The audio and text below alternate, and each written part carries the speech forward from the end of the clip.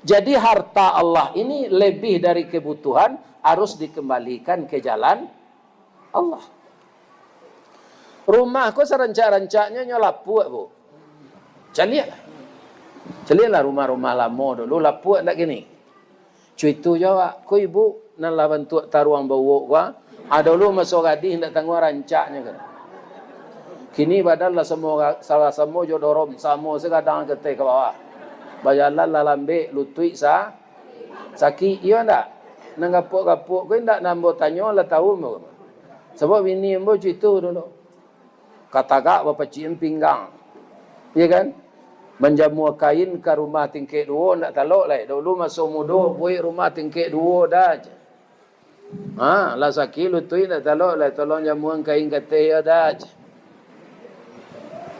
Iya kan? Jadi semuanya akan tinggal.